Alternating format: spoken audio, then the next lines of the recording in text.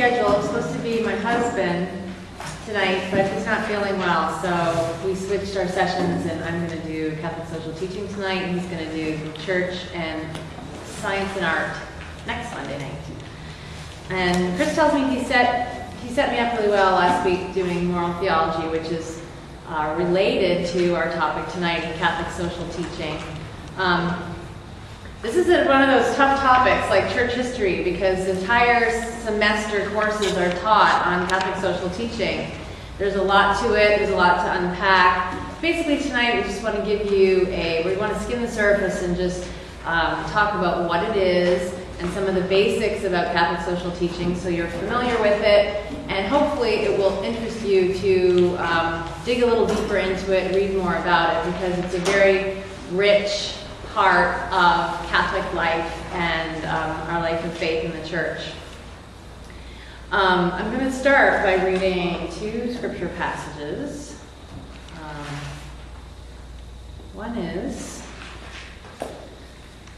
1 John chapter 4. If anyone says, "I love God," and hates his brother, he is a liar. For he who does not love his brother whom he has seen cannot love God whom he has not seen. And this commandment we have from him, that he who loves God should love his brother also. And another one from Matthew, and I won't read the entire thing, but you're going to recognize this one. This is from chapter 25. When the Son of Man comes in his glory, and all the angels with him, then he will sit on his glorious throne. Before him will be gathered all the nations, and he will separate them one from another as a shepherd separates the sheep from the goats. And he will place the sheep at his right hand, but the goats at the left. Then the king will say to those at his right hand, "Come, O blessed of my Father, inherit the kingdom prepared for you from the foundation of the world. For I was hungry, and you gave me food. I was thirsty, and you gave me drink. I was a stranger, and you welcomed me. I was naked, and you clothed me. I was sick, and you visited me. I was in prison, and you came to me." Then the righteous will answer him, "Lord, when did we see thee hungry and feed thee, or thirsty and give thee drink? And when did we see thee a stranger and welcome thee, or naked and clothe thee? And when did we see thee sick or in prison and visit thee?" And the king will answer them, "Truly I say to you, as you did it to one of the least of these my brothers, you did it to me." Those are passages in Scripture, and there's many others throughout the New and Old Testament on which Catholic social teaching stands. The social teachings of the church are very important because they are focused on how we live our faith and morals in everyday life and in the world. And as we've talked about before, Catholicism is not a me and God alone faith. We are members of families and of communities and of countries, and we are all connected. So the social teaching of the church is rooted in the fact that we are all created in God's image and likeness, each one of us. And this obliges and calls us to love our neighbors and to be just towards them. And of course, as we just read in these passages, Jesus taught us that love of neighbor is inseparable from love of God. They are completely connected together. So when you hear that term Catholic social teaching, which I'm sure some of you have heard, it can be defined in two main ways. More broadly speaking, it is basically all the ideas and theories that have developed over the entire history of the church related to the social life that we have in the world. Like I said, our lives and our families and communities and politics and economics, all these areas of social life. It also refers, when you hear the term Catholic social teaching, it refers to a specific body of teachings that have been written in the modern era to address certain political, economic, and social issues that have happened over the years. Generally, what people consider to be the first social encyclical is a document called Rerum Novarum on the conditions of labor. It's about labor, and it was issued by Pope Leo XIII in 1891 in response to the Industrial Revolution and some of the abuses that were happening during the Industrial Revolution. So in the document, the Pope touched on the importance of protecting private property, the importance of a just wage for workers, protection of the poor and the oppressed, and the importance of the family. Those are the major themes in that document. And since then, there have been many other documents that have been written and promulgated that are considered part of the body of Catholic social teaching. There is no actual official list of documents. You can't go to one place and there's an official list. The church says, here's the official list of documents. There's a general consensus of what comprises the social teaching. And this actually is, this book here is called The Compendium of the Social Doctrine of the Church. This came out in 2005 as a way to summarize and synthesize Catholic social teaching documents. It doesn't have all the documents in here. What it does is it has a whole hundreds of questions. It's comprised of 4 parts. And so if you read through this, it's almost like something you can read along with the catechism. It's a resource book that you can read, and it has all the themes and all the basic things of Catholic social teaching you're going to find in here. But like I said, there's no place you can go where there's some official list of documents. These documents are constantly coming out, and social teaching develops as the church needs to respond to various events and happenings in the modern world. And so we will continue to see them as time goes on. I'm not going to, and I won't go into all the documents and their Latin names because your eyes will just start to glaze over. One big one was one of the main documents of Vatican II called Gaudium et Spes, and you may have heard of that before. But that's a very important document in the body of Catholic social teaching. There are 2 main ideas that run through all of the social teaching, and they're fairly simple, so they're simple to remember. The first is that each person, every person, has inherent dignity and worth. And the second is that none of us is an island. We are connected to each other and responsible for each other. We are our brothers and sisters keepers. Those are the 2 main themes you're going to find throughout all of Catholic social teaching that inform all those teachings. Now, there are different ways to break down the major themes or principles in Catholic social teaching, and this is what I want to briefly highlight. These are basically non-negotiable principles. These are things that the church teaches are important that we as Catholics believe about our life in the world. And there are some different ways to categorize them. I'm gonna go over 6 of them briefly, so that you'll know basically what they are. When you hear these terms, you'll have some idea of what they mean. The first, which we've mentioned, is human dignity. That is the very first and the most fundamental. It's the principle in which all the others are based. Human life is sacred. Every person has dignity and worth. Our dignity is the starting point for everything else. And as Catholics, and hopefully all people, believe that everyone is precious and that people are more important than things. So people are the central focus. And we see in today's world that the dignity, our human dignity, is under attack in lots of different ways. It has been over many centuries and still is today. And today we see it in things like euthanasia or abortion or embryonic stem cell research, use of the death penalty, the threat of cloning. There's all kinds of issues that are direct attacks to human life and the dignity of human life. So as Christians who value that dignity, we're called to respond to these attacks and threats in all kinds of various ways. And Catholic teaching also calls us to things like working against war and promoting the idea that countries should come to peaceful negotiations and agreements with each other rather than resort to the violence and evils of war. The second principle is the common good. And you may have heard that term before. It's used all the time in Catholic social teaching, the common good. It refers to the conditions that allow every person to be fulfilled and realize his or her potential. And each of us has a responsibility to contribute to the common good that helps all people realize their potential. How we organize ourselves in society, in economics and politics, law and policy, that directly affects our dignity and the health of the common good. That's why it's really important how we do those things. An important part of the common good is what is called the church's preferential option for the poor. This is really central. The church, following Christ, has always been concerned with the needs of the poor and the vulnerable. And the moral test of a society is really how it treats its most vulnerable.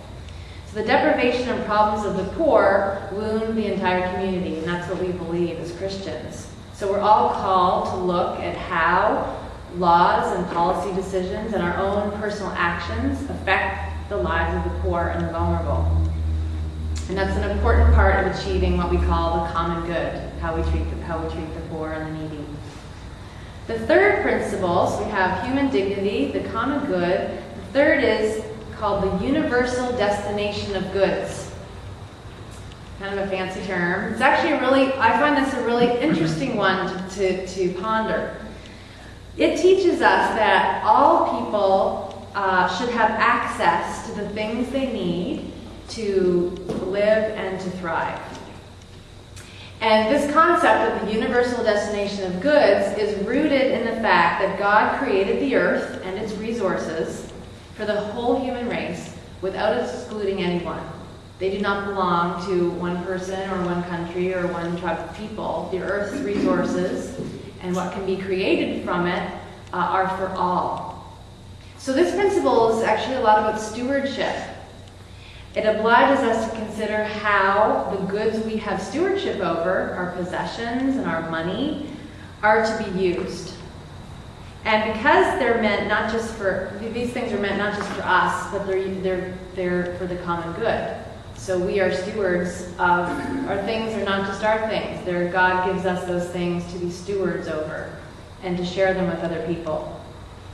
And here we also find the church is called to treat the earth as a gift and to properly care for creation, because we are meant to be stewards of the earth and not hoarders or destroyers.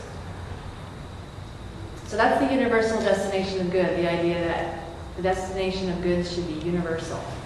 It's the easiest way to think of it.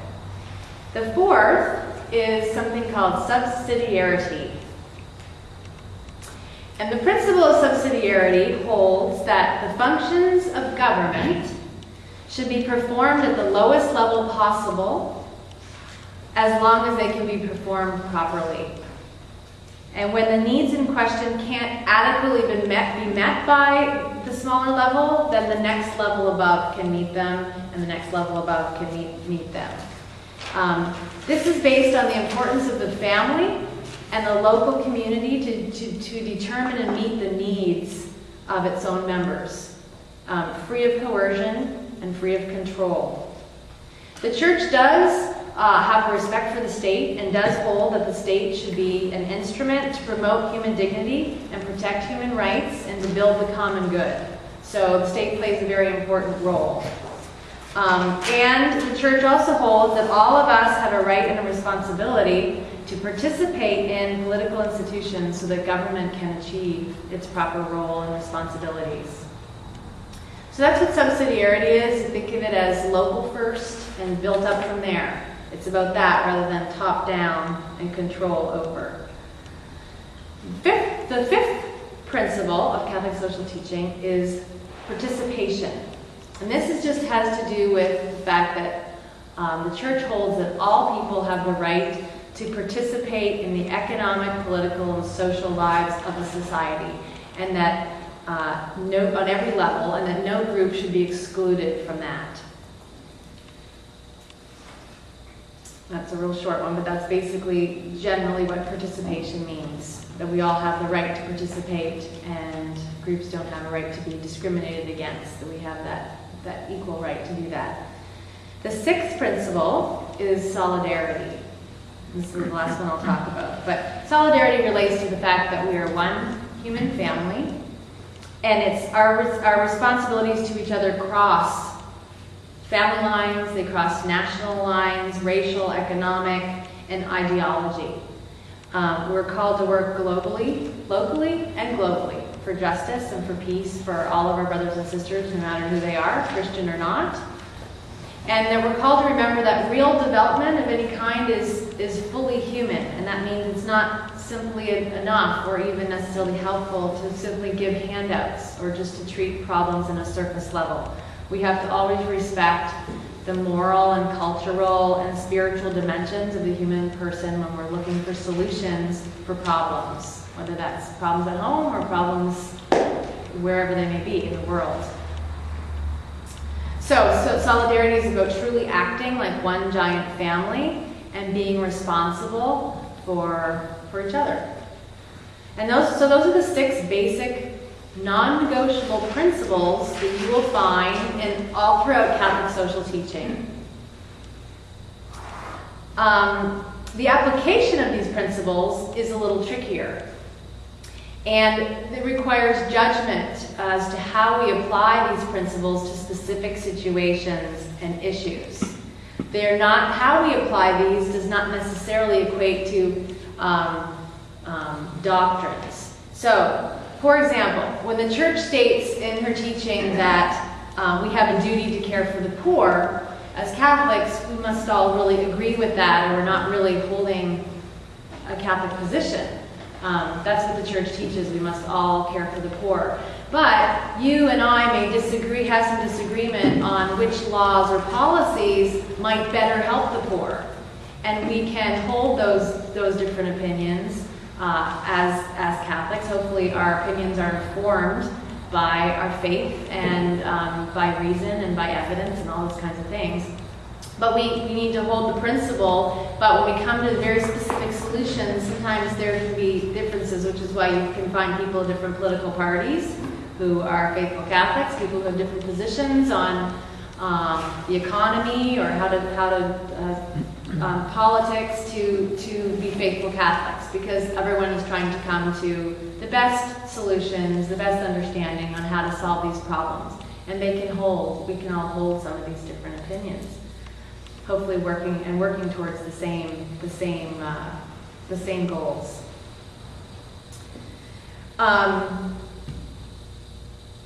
So if there are 2 things that you really should remember about Catholic social teaching, it goes back to those 2 things I said at the beginning, that the human dignity is the foundation of all. You'll find that in everything that you read in the social teaching of the church, and the moral teachings of the church, all the teachings of the church. And that each of us is called to promote the common good. Each of us is called to serve our brothers and sisters and to be part of this big family. As for living these teachings practically every day, which is what we're called to do, these aren't just, highfalutin things up for our minds. This is every day. How do we live these things every day? And the church reflects on these and writes about them to help us. But we're called to decide these things for ourselves and to figure out how we're going to live this, how we're going to live out our faith every day. And so a few ideas for you to think about, just to get really practical. You can certainly read. You can read more. If you like to read, I do recommend you can pick up the compendium and read some sections from it. Like I said, it's a resource book. This just came out, and I actually think it's really quite good as far as explaining Catholic social teaching. It's called The World as It Could Be by Father Thomas Williams, and it's a fairly new book, and it's about Catholic social teaching for a new generation. That's what it's called. And it's not that long, and it's a good one. So if you're interested in the topic, I'd recommend this. Also, something to especially think about once you've come into the church, and because I think that'll be the time to really start thinking about any time, which is what do you do? What are you doing for others right now? What are you doing for the poor? And the poor are simply not just the homeless and the needy. The poor are the lonely, those in hospitals, those in prisons, the immigrant, the neighbor next door who's having problems. It's anyone in need, really. So it's a good thing to think about. How are each of us serving other people? We should think about how we participate in our neighborhoods, in our communities. Do we take seriously our right to vote, something a lot of people in other countries give their lives for? Do we take that seriously? Do we inform ourselves and make informed political choices when we have that opportunity? And do we take time in any way we can to influence public policy, to make a more just and peaceful and world? Are there things we might do to protect and defend life in all forms that life is under attack? Are there things when we may feel called to do different things, but each of us is called to at least be praying and to be sometimes active in helping to promote human life and dignity? And something else to think about might be how do we treat our things? How do we give our money? Are we thoughtful? Have we prayed about how God is asking us to give our money and our time and our talents to both the church and to serving other people? So there are lots of ways to live out Catholic social teaching, lots of things to consider, lots of ways to serve, and each of us, God's probably calling all of us in different ways to do that.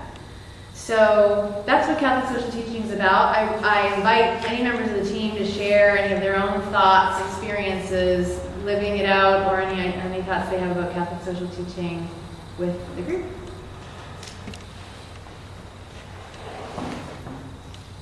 Can I? Yeah? The scripture reading